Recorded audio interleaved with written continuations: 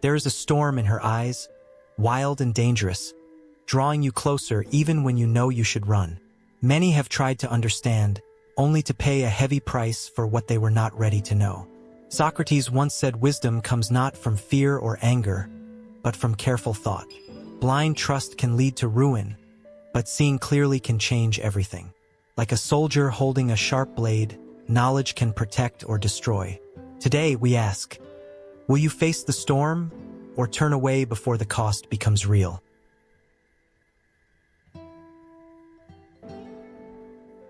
Beauty can be dangerous.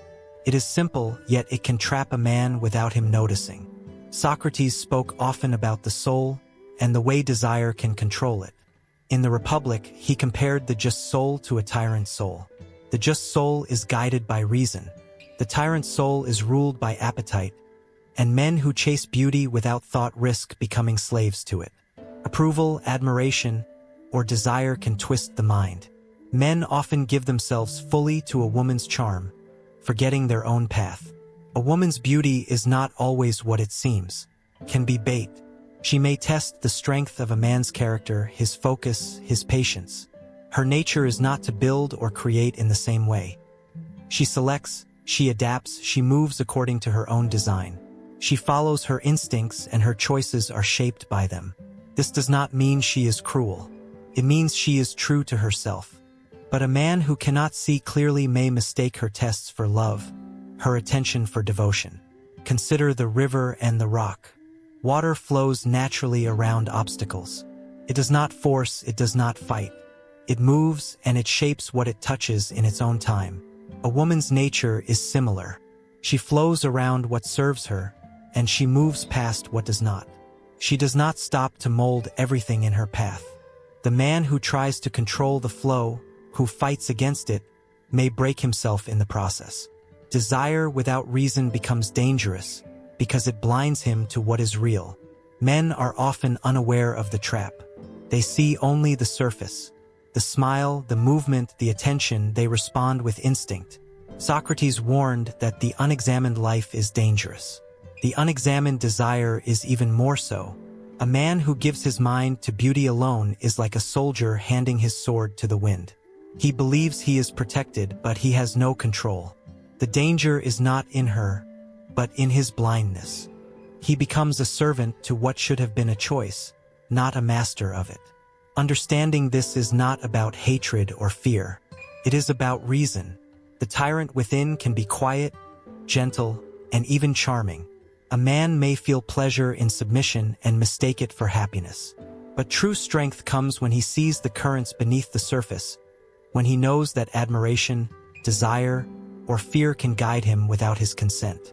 The challenge is to watch, to think, and to hold the blade steady, not to strike blindly, not to surrender instinctively. This is not a lesson in avoiding women or denying beauty. It is a lesson in seeing clearly. Beauty tests and desire misleads. The man who allows himself to be shaped only by appearances is already trapped. The one who observes, who reflects, who understands the currents beneath the form, moves freely.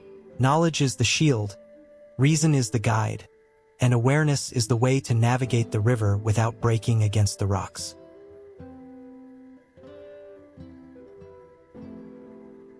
In Phaedrus, Socrates calls love a form of divine madness. Can lift the soul, but it can also trap it. Men often chase pleasure and desire, moving in circles without seeing the truth. They become wingless creatures, crawling after something that seems high but remains out of reach. This madness is not weakness. It is the pull of the soul when reason is forgotten. Women, Socrates observes, move with a different rhythm. They often seek alignment with security, with stability, not necessarily with truth. This is not a flaw. It is nature. They respond to the moment, to what sustains them in the present. Men, on the other hand, are burdened with the future, with legacy, with the weight of what comes next. This difference can cause conflict. A man who chases desire without thought dissolves. He loses himself to appetite, to pleasure, to the pull of something he cannot control. The soul has three parts: reason, spirit, and appetite. Reason guides, spirit pushes with courage, and appetite pulls with desire. When appetite dominates, the soul becomes unbalanced. Men surrender too easily to what excites them, forgetting reason. Spirit may rise, but it is often overwhelmed. The divine madness of love tempts, and only a steady mind can navigate it. Without that steadiness, the soul is lost to illusion. Women sense this. They test it. They mirror uncertainty. If a man doubts himself, if he falters in his frame, they reflect it back. They do not create the chaos, they respond to it. A strong soul resists the pull without anger, without force. It observes, understands, and moves with clarity. The man who cannot hold his ground becomes like water pushed by wind. His own desire destroys his balance before anything outside touches him. Pleasure is seductive. It whispers that surrender is bliss, that the soul is safe in appetite's arms. Madness often follows. The mind begins to twist, seeking validation, craving attention, fearing loss. Reason becomes faint and spirit wavers. Men who fail to notice this slide quickly find themselves trapped in patterns they cannot escape. They act, react, and repeat, believing each circle leads somewhere, while it only goes around itself. Understanding the madness is not easy. It demands awareness, reflection, and honesty with oneself. The pull of desire is natural, but it is not absolute. Men can learn to see their own impulses, to recognize the testing eyes, the subtle mirrors, and the rhythms of attention and withdrawal. When they do, pleasure no longer becomes a chain.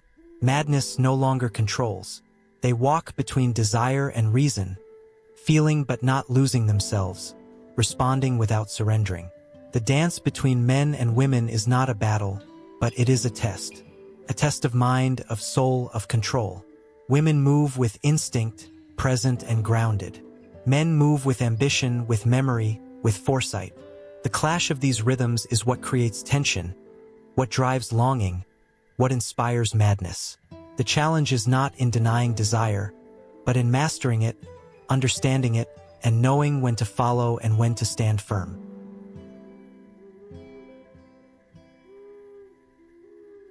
In Gorgias, Socrates speaks of pleasure and the good, warning that the chase for approval can lead a man away from his true purpose. Many men spend their lives reading her moods, guessing her desires, while forgetting their own values. They bend and twist to fit what she wants, thinking attention and favor are the same as love. But they are not. Approval is fleeting.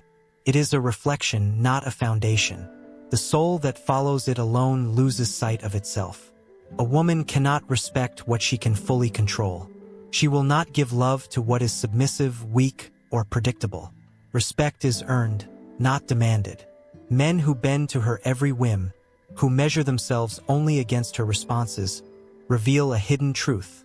They have forgotten their own measure. They chase reflection instead of reality, shadow instead of substance. This is the mirror of desire, where men see only what pleases them and lose what makes them strong. Harmony is often misunderstood. It is not a quality of nature, where all forces act the same or yield to each other. True order respects difference. Each soul has its place, its function, its purpose. A man's strength lies in maintaining his path, not in surrendering it to another's moods. A woman's presence is powerful, but it is not the axis of a man's life. When he forgets this, when desire rules, he falls. Love is not won through worship. It is earned through sovereignty. A man who knows himself, who acts with reason, who does not bend blindly to pleasure, commands respect. He does not seek constant approval. He acts from principle. She recognizes this strength.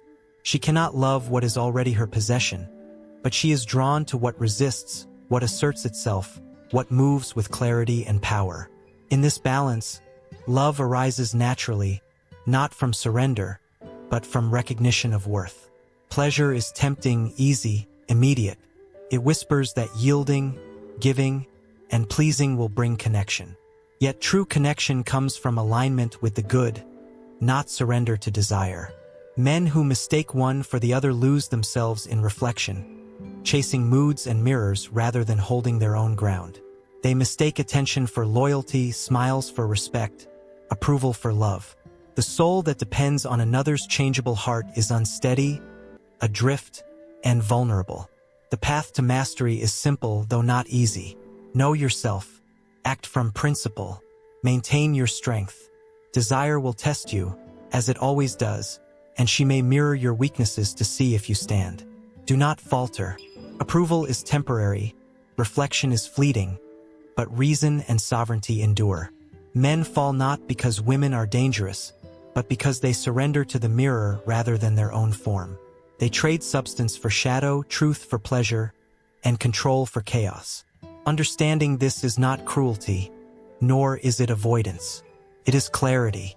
A man who maintains his measure, who pursues the good rather than the reflected smile, walks upright in the face of desire. He moves with principle, and in doing so, earns what cannot be demanded, cannot be forced, and cannot be bought.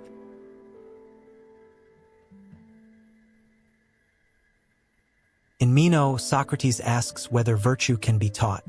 In love and desire, this question matters more than ever. Many men confuse devotion with discipline, lust with loyalty. They give themselves fully to pleasure, approval, and attention, thinking these are signs of strength. But she wants the man who is whole, not broken, not needy. True power does not come from taking from her. It comes from needing nothing from her. Strength lies in wholeness, the forgotten wealth of a man who knows himself and his purpose. Men often chase shadows, mistaking appearances for reality. The world presents illusions: beauty, charm, and fleeting attention. She is efficient, adaptive, and calibrated for survival, moving with instinct and precision. She tests, she mirrors, she adapts. Only a man who can see beyond shadows, who recognizes forms, the ideal, the unchanging truths, can hold his ground. He must distinguish between what is real and what is reflected back at him. The ladder of love in the Symposium is a guide. It begins with the body, attraction, and immediate pleasure. Many stop here, mistaking desire for connection. Others climb higher, to the beauty of the soul, to character and integrity. Higher still lies wisdom, the understanding of principles, patterns, and reason. At the top stands the divine, the eternal, the truth beyond the body and the moment. She respects the man who climbs, who rises from desire to knowledge, from reflection to reality. Devotion without discipline is weakness. Lust without loyalty is blindness. She is drawn to strength that is not boastful, to clarity that is not forced, to presence that is not dependent. The paradox is simple. A man who needs nothing from her, who is full within himself, becomes impossible to sway, impossible to control, impossible to break. He moves through her tests with balance, holding himself upright while others falter in the currents of desire. The shadows of beauty are fleeting. The forms of truth endure. A man who bases his life on reflection, on moods, on approval, loses stability. He becomes like water caught in wind, bending to every gust. She cannot respect a man who bends entirely. She tests not out of cruelty, but because her nature is aligned with reality, survival, and adaptation. Those who fail her tests reveal only their weakness. Those who pass reveal mastery of self. This is the lesson of the ladder. From body to soul, from soul to mind, from mind to divine. Each step requires reflection, strength, and discipline. Each step separates desire from control, impulse from wisdom, shadow from form. She mirrors these steps, testing the man's balance, showing what is fleeting and what is permanent. Only a whole man, who does not rely on her for his strength, climbs the ladder fully, reaching understanding and respect that cannot be borrowed, bought, or forced. Love and power are connected, but not in the way most think. True power comes from wholeness. True love comes to those who have measured themselves, who see beyond shadow, who act from principle.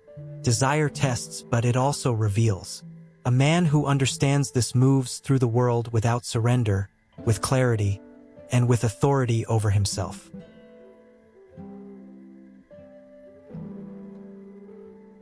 True dignity is quiet. It is built in silence, within the walls of your own mind, not in the applause or attention of others. A man who seeks validation from her will never stand firm. She wants a man who does not need her, but chooses her from strength, from clarity, from purpose. This is the unshaken man, one whose inner court is built on reason, discipline, and self-respect. The examined life is not about thinking constantly of her, nor about chasing approval. It is about knowing your thoughts, your motives, and your posture in the world. Every action, every glance, every word reveals the state of the soul. She tests this quietly, subtly. Her challenges are not games, they are sacred trials, arenas where many men fall. To succeed, a man must be steady, aware, and unmovable.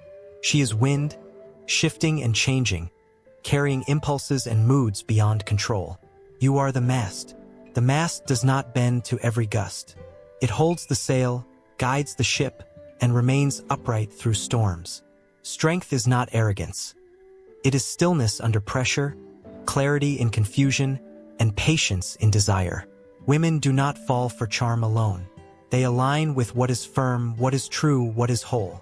Weakness mirrors itself, and she reflects it back to test the man's depth. Many men mistake motion for power. They believe that activity, attention, or sacrifice will gain respect. Yet true authority begins in stillness. The unshaken man does not chase her moods or respond to every sign of pleasure or displeasure. He measures himself by his own principles, not by the reflection he sees in her eyes. When she tests him, he does not flinch. When she mirrors uncertainty, he does not collapse. He stands in his court, knowing that his strength is his own. Pleasure and desire are forces that can sweep the unsteady away. The tests of life, subtle or harsh, reveal character. Many men fall because they confuse giving with weakness, attention with devotion, or fear with respect. She does not respond to surrender, but to sovereignty. She does not love what is fully in her control, but she honors the man who is in control of himself. In her presence, strength is measured, not assumed. Building this inner court takes discipline. It takes honesty with oneself and courage to face impulses without surrender. Every thought must be examined, every motive measured. Posture, both in body and mind, matters. Weakness is exposed in hesitation, in fear, in neediness. Strength is quiet, consistent, and sovereign. When desire comes, it tests. When attention shifts, it tests. The man who remains unshaken holds the mast, carries the sail, and moves through the storm without breaking. Women do not create strength. They reflect it. They align with what is already whole, not what is fractured. A man who builds himself first, who governs his own soul, and who chooses her from completeness will stand where others fall. She is a test, a mirror, a wind, and a guide. The unshaken man walks his path, steady and whole, knowing that true respect and connection are earned through clarity, sovereignty, and the strength that cannot be borrowed or lost.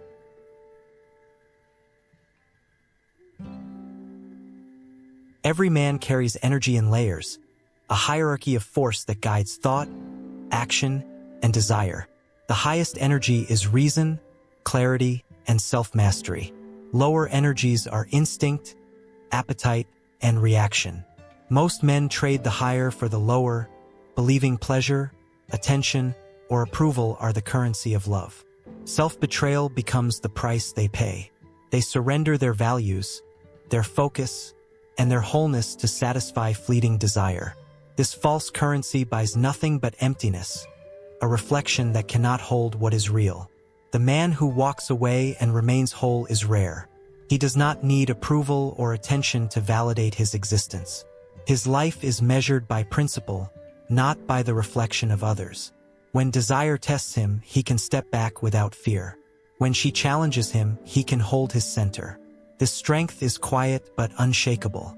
It is built in the mind, the body, and the soul. To give up his integrity is to give up himself. To preserve it is to rise. Her tests are precise. They are not meant to destroy, but to locate the core of a man. Every challenge, every moment of uncertainty, every reflection she shows is a tool, a mirror, a measurement. Pain arrives, but it is not punishment. Pain is the invitation to rise, to refine, to understand what is real. A man who resists the pull of fleeting pleasure, who remains sovereign over his desires, learns to use discomfort as a guide rather than a weapon. He strengthens, he sharpens, he grows. Socrates taught that the life worth living is examined, disciplined, and principled. Honor is the measure of all choices.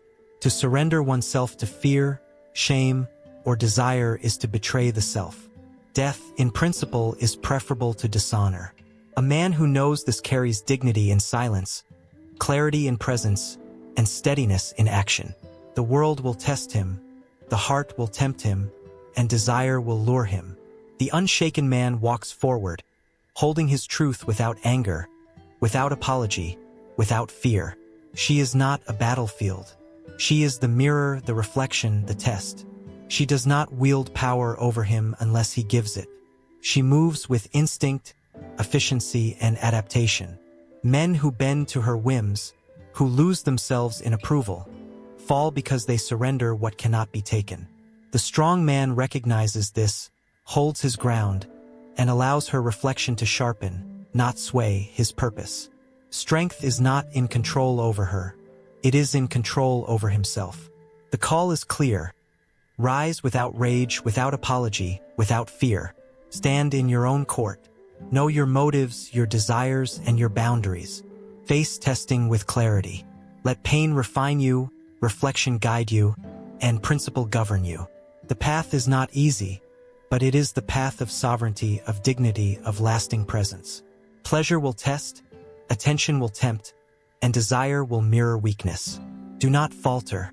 To the few who can hold this way of life, share it, feed others with clarity, lead without ego, and show the measure of the unshaken man. The world is full of shadows, illusions, and false reflections. Many stumble because they cannot see the difference between shadow and form, between reflection and reality. The man who rises becomes a guide, not by speaking loudly, but by walking firmly, consistently, and sovereignly. Wholeness is not given. It is claimed. Integrity is not borrowed. It is forged. Love, respect, and connection follow the man who does not need them to feel complete. She aligns with strength, not with submission. She mirrors sovereignty, not weakness. Pain, challenge, and reflection are teachers, not enemies. The unshaken man uses them to sharpen himself, to hold his center, and to measure his growth. Rise, stand, choose principle over desire. Walk in clarity without apology or fear. Hold your court. Recognize her tests as sacred trials that reveal your strength, not diminish it. Feed others with the truth you carry. Be the man who cannot be shaken, whose energy is steady, whose life is examined, whose desire is disciplined.